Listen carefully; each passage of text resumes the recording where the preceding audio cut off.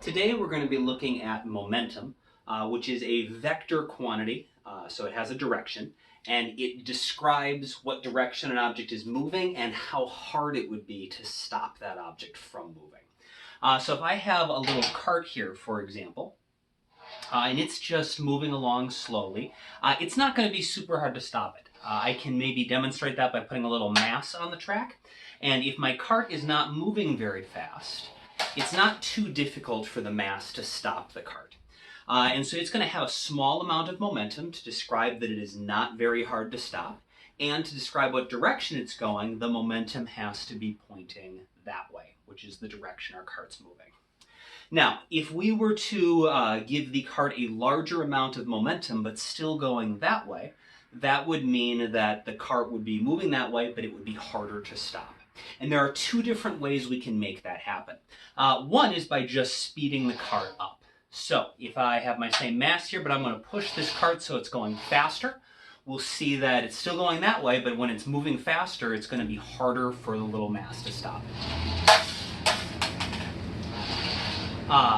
That might have gone off the screen. Let me do it one more time. See, it does eventually come to a stop. It takes longer. It takes more time because it's not as easy for our little mass to stop it. Now, another way that I could increase the momentum, where I could still have the momentum going that way, but where the object is not moving faster, is by increasing its mass. I have some extra masses here that if I put on top of the cart, make it have about 3 times as much mass. And now I can still have it moving slow like I did the first time, but it will wind up being harder to stop just because it has more mass. And so we should be able to see that. I'll push it slow and we'll see that it is going to be hard for the little mass to stop it,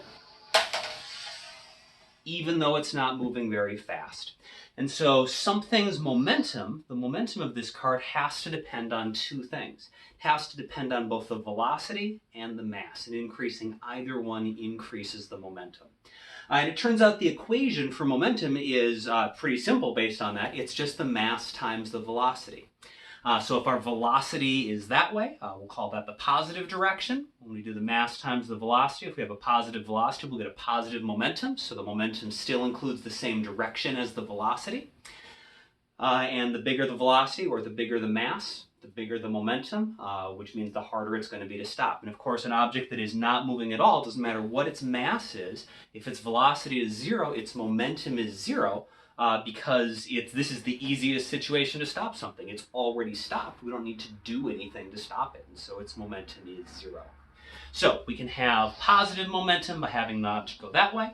Could have negative momentum by having the object go that way. Now, the other concept that we need to introduce is the idea of impulse. Impulse is just an object's change in momentum. Just like work is change in energy, or displacement is change in position, impulse is change in momentum. And so if I want to change something's momentum, let's say I want to go from having 0 momentum to some amount of positive momentum. Well, what I need to do then is get the cart moving in that direction. And so in order to do that, I need to apply a force to this. And if I push on it, I can get it to start moving that way and give it some momentum in the positive direction. Now, if I want to give it more momentum, I've got a couple options. One is I can just push the cart harder. If I give it a bigger shove, if I push it with more force, it'll wind up moving faster. And so increasing the force increases the change in momentum, which means a bigger force is going to have a bigger impulse, because a bigger force means we can have a bigger change in momentum. But the other way I can change the momentum without increasing the force is by just pushing it for a longer period of time.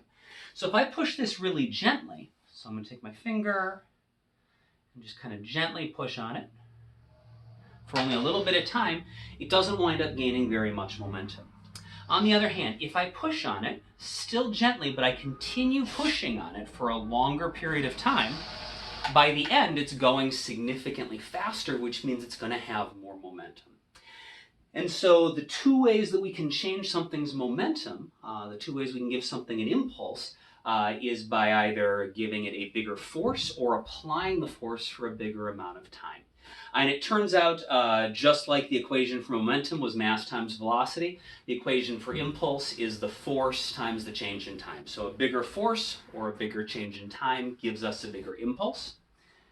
And the impulse, like I said, is equal to the change in momentum. And we'll write all of this down in our notes in a minute here. The last thing I want to show you is the idea of not only getting something to move, but also stopping something. So we'll kind of go in the opposite direction. If we want to stop the cart, if the cart already has some momentum, we need to make sure that we change its momentum to 0. So if it's initially moving, it's going to have some positive momentum going that way. And if we want to stop it, that means that the impulse, the change in momentum, needs to be negative, because we need to go from our positive starting momentum to 0. So we're going to go from maybe +2 to 0. Well, that's a change of -2. Well, since impulse is force times time, and there's no such thing as negative time, if we want a negative impulse, if we need the impulse to be -2 to stop something that's moving with a momentum of +2, then we need the force to be the thing that's negative. So the force needs to be in the negative direction. And so you can imagine when this cart runs into my little mass here, the mass, as it's stopping this, is pushing back on the cart in that direction, which if that's our positive direction, that's going to be our negative direction. And the amount of time that it needs to push on it for is dependent on how much momentum this had to start with, because the force that this is pushing with times the time has to give us the amount of impulse we need to stop the cart. So if this one initially had a momentum of +2 and our impulse is going to be -2, we need our force and our time to multiply together to give us -2 so we can stop the cart. The one other thing is units. I've just been talking about the idea of momentum being positive or negative, or putting a number on there like +2, -2. Since momentum is mass times velocity, that means that the unit is going to be the mass unit, kilograms, times the velocity unit, meters per second.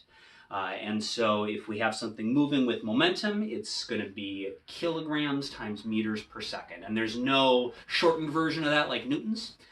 It's just kilogram meters per second. Since impulse is change in momentum, just like work, the change in energy, is measured in the same unit as energy, joules. Impulse, the change in something's momentum, has to be measured in the same unit as momentum, kilogram meters per second.